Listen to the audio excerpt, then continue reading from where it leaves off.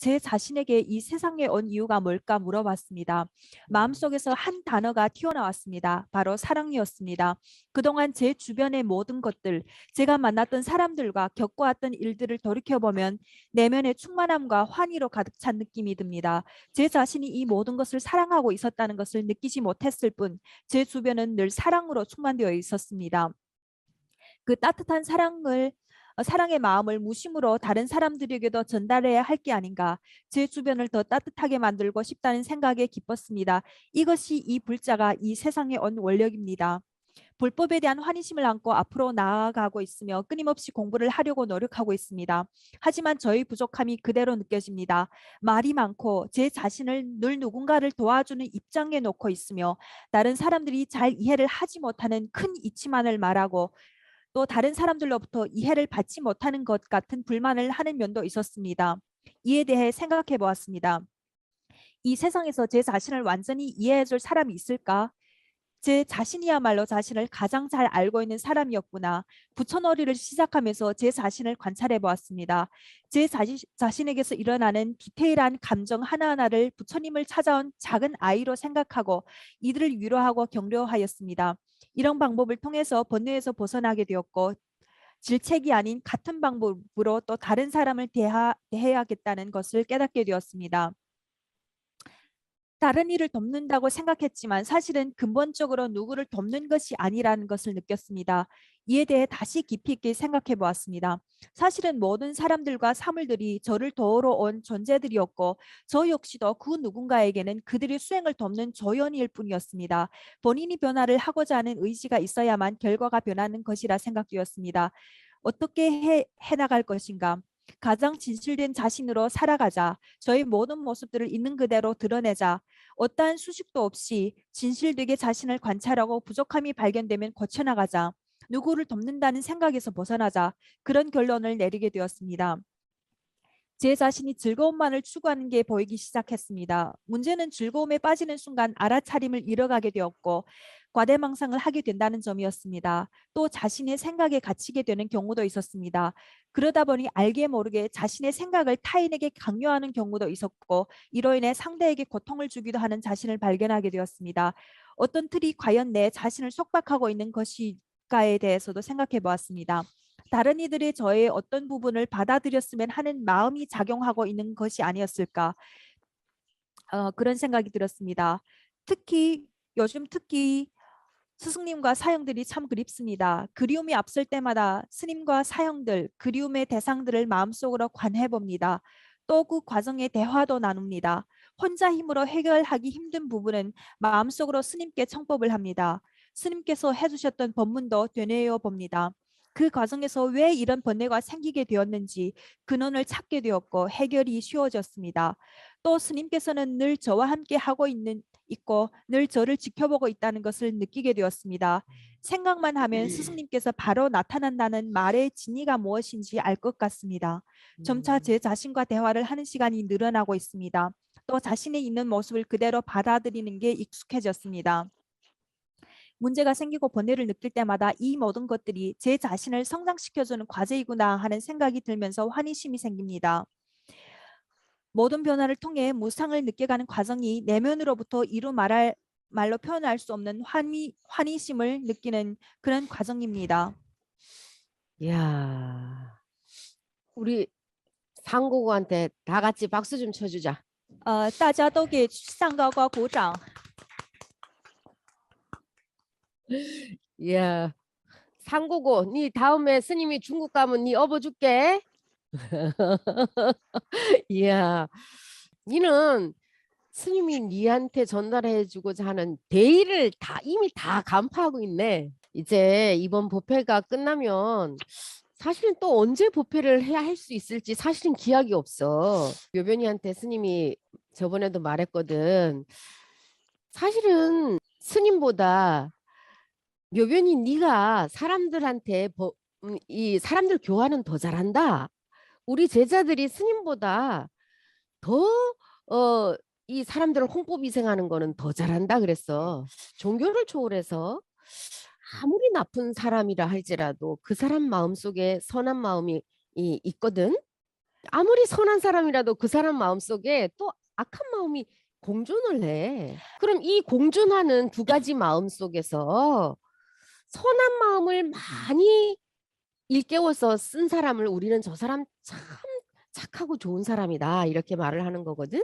또 이 두 가지 마음 속에서 악한 마음을 많이 활용을 해서 용심을 쓴 사람을 저 사람 아주 나쁜 사람이다. 또 이렇게 말을 해. 그러면은 이 지구상에 70억이 넘는 사람들 중에서 모두가 이 양면성의 마음을 가지고 있는데 종교를 초월해서 이 마음의 이 용심을 어떻게 쓰느냐에 이제 달려 있거든. 근데 이 선한 마음을 많이 일깨워서 쓰게 만드는 것이 곧 불국토를 이루는 거야.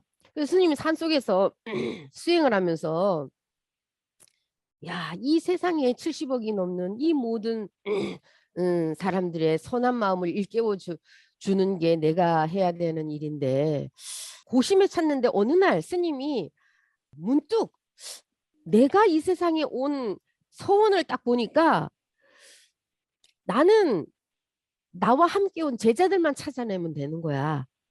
나머지는 그 제자들이 이 불국토를 만들어서 모든 사람들의 마음속에 있는 선한 마음을 일깨워서 쓸 수 있도록 종교를 초월해서 이거는 쓸 수 있도록 해주는 거는 우리 제자들이 하는 거더라 이 말이야. 그래서 이 제자들이 어디에 있을까? 어디에 태어났을까? 스님이 이제 봤어. 수많은 모습으로 가만히 살펴보니까는 수많은 모습으로 세계 각국에 다 태어나 있는 거야. 그래서 이번 생에는 스님은 이제 제자들만 찾아내고 나머지는 이 불국토를 이루는 것은 제자들이 원을 세워서 온 몫이기 때문에 제자들이 할 수 있을 것이라는 생각에 스님이 마음이 안도감을 느끼게 됐거든. 이 지구상에 사람만 70억이 넘잖아, 그지? 그야말로 스님이 우리 제자들은 이 70억의 0.01%의 존귀한 자들이야, 사실은. 태어나는 게 업력에 의해서 태어나는 사람이 있고 서원력에 의해서 오는 사람이 있다 그랬지, 그지? 그 너희들은 서원력에 의해서 태어난 사람들이야. 근데 스님이 너희들을 소중히 여겨라. 정말 너희들이 고귀하고 소중한 존재들이다 말해도 니들을 안 믿어요. 로또 복권 당첨되면 행운이라 그래. 와, 대박이다 이러거든. 근데 너희들은 70억만 분의 1이야. 이 출발점이 다른 사람들이거든. 태어난 자체가 나를 버리고 나를 대지에 걸음처럼 뿌려서 뭇 중생들을 제도하겠다는 원을 세워서 온 사람들이기 때문에 그러는 거야. 스님이 매일 뭐라고 기도하는지 아나? 전 세계에 떨어져 있는 정말 저와 함께 원을 세워온 이 제자들이 그들의 소원이 이 세상에 장애로 부딪혀져서 그들의 소원이 빗바래지지 않도록 정말로 태전치 않도록 부처님이 늘 함께 해주십시오. 네, 네가 항상 다른 사람을 도와주려고 하는 입장에 서는 거는 이번 생의 습관도 아니고 이번 한 생의 소원도 아니야. 그것은 무시일해로 막 수많은 생을 그런 원력을 네가 세웠기 때문에 자연스럽게 그렇게 되는 거야. 니는 니의 문제점이 뭔지를 이 스님이 말해주기 전에 이미 다 알고 있잖아. 그지? 그리고 알고 행해 나간다는 거는 법륜을 굴린다는 얘기거든. 부처와 불보살의 자비와 중생의 자비의 차이가 뭔지 아나? 불보살님들이 갖고 있는 원력 자체가 중생들과 다른 것이 아닐까 싶습니다.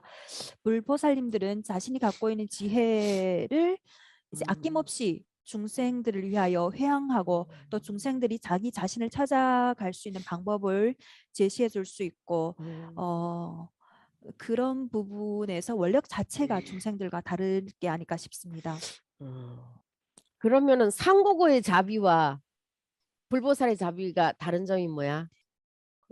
제가 생각했을 때는 아직 불보살님들에 비해서 저희 자비심은 한없이 부족합니다. 또 음. 그 불보살님들은 우선은 모든 만중생을 평등하게 생각을 하고 응. 이 만중생들의 문제점이 무엇인지 지혜로서 이제 파악을 하고 또 방편으로서 이들에게 방법을 제시해 줄 수 있습니다. 하지만 저는 저희 자비심은 아직 많이 부족한 편이고 또 저는 이제 저의 그냥 어떤 변화된 행위로서 다른 사람들이 변화를 일으키고자 하는 어떤 저의 생각이 끼워져 있는 그런 어떤 사람인 것 같습니다. 장고고 오늘 그 틀을 깨라. 지금부터 스님이 하는 말을 니는 티끌의 의심도 없이 들어야 된다. 그럴 수 있나? 能做到吗？能 아, 생각하고 말해. 你说的回答也太快了，你得先好好想一想， 생각하고 可以 말해. 可以能100%接受吗？能 진짜 티끌의 의심도 안 하고 받아들일 수 있어? 可以 할 수 있습니다. 거의? 그래. 그러면 있잖아. 네 불보살의 자비와 너의 자비가 다르다고 생각하는 그 틀을 먼저 깨야 돼. 스님이 좀 전에 이 지구상에 0.001%의 중에 단 한 사람이라고 니를 말했어. 근데 또 지금은 불보살의 자비에 저는 택도 없이 부족합니다. 이 말이 나오잖아, 그지? 그거는 스님 말을 안 믿었단 얘기야. 불보살이 가지고 있는 자비를 네가 가지고 이미 태어났어. 그런데 왜 활용을 제대로 못하냐? 네 틀을 깨지 못하기 때문에 그거를 활용을 못하고 있는 거야. 중생의 식을 끼워넣기 때문에 그런 것이거든. 부처는 이 불보살은 자비를 베풀 때 하대한다는 생각이 없어.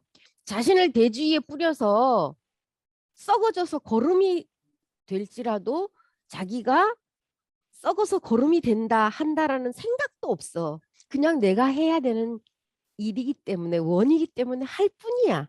니는 불보살의 자비심을 똑같이 가지고 있는데 내가 한다는 그 생각이 들어가기 때문에 힘이 들어. 또 때로는 상처를 받아.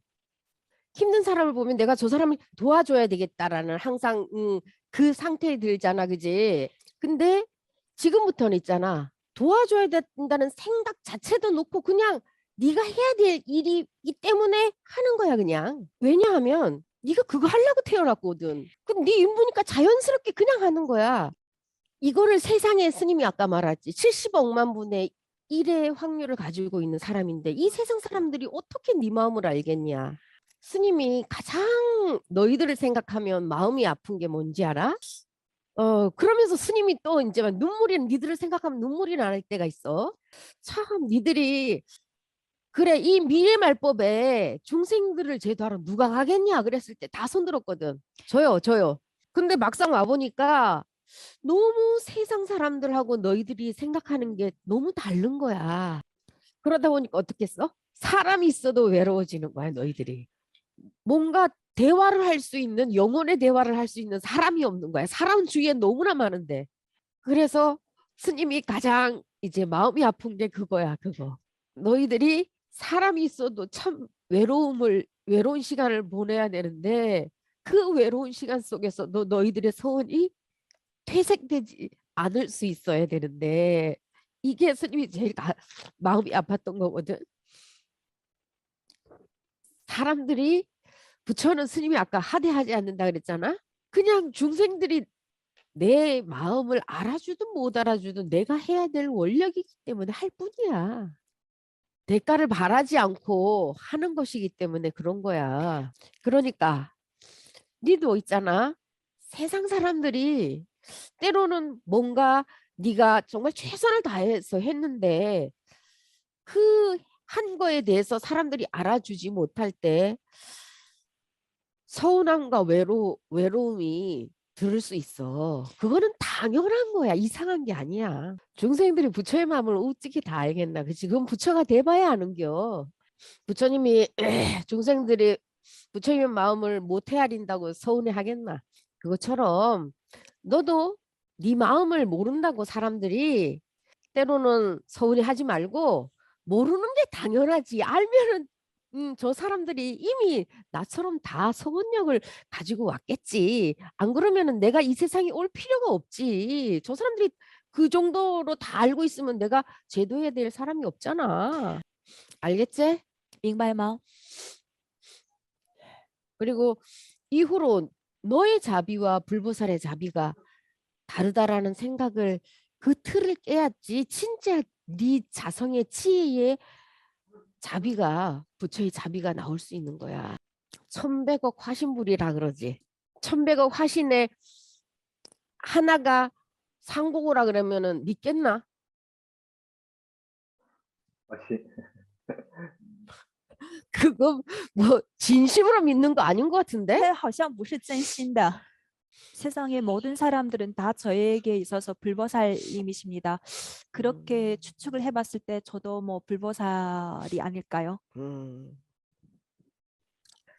그거는 그봐 아직 확실하지 믿지를 못하는 所以 겨. 你看看，我都跟你讲了这么多，但是最终还是没有100%的信心。 1100억 화신 중에 1100억 화신 중에 단 한 사람이야. 그거는 우리가 관세음보살이 우리가 바라고 있는 기도하고 있는 관세음보살. 이것을 우리는 정말로 이 그림으로 보는 환영 속에 환상 속에 그 관세음보살로 자꾸만 착각을 하거든. 그 틀을 깨야 돼. 사람의 모습으로 왔어. 근데 사람들이 그 부처인지 알아봤어 처음에? 그럼 미래에 미륵불이 그럼 또 다시 오신다 그러는데 그럼 뭐 환영으로 오겠냐? 사람의 모습으로 다시 오지? 근데 사람들이 알아보냐 이 말이야. 그냥 똑같이 나하고 똑같이 눈, 코, 입 다 달리고 똑같이 생긴 사람으로밖에 안 본단 말이야. 그 사람이 하는 행과 말을 보면 이 사람이 어떤 사람이라는 걸 알 수 있잖아. 이 태산 같은 자부심을 가지고 있는 자만이 눈풀처럼 자신을 낮출 수 있는 거야. 스님 어디 가서 누구 앞에 무릎을 꿇고 있어도 마음에 이 당연히 그런 하심이 되거든. 그거는 어디에서 나오냐? 자비심에서 나오는 것이야. 하심 이전에. 그러니까 네가 오늘부터 1100억 화신의 단 한 사람이라 그러면 그 행을 하게 돼 있어. 네가 지금 수행해야 될 거는 있잖아. 너무 잘하고 있는데 불보살의 자비와 나의 자비가 틀리다. 어? 이 틀만 깨면은 진짜 1100억 화신의 역할을 능히 해낼 수 있는 유일한 또 1100억 화신 중에 단 한 사람이 될 수 있는 거야. 뭔 말인지 알겠나? 听懂了吗？ 상고고 보살님. 上高高菩萨听懂了吗？ 너 음. 응, 알겠습니다. 그래. 好， 그 마음으로 이제 실천하면서 해봐. 好的。 음.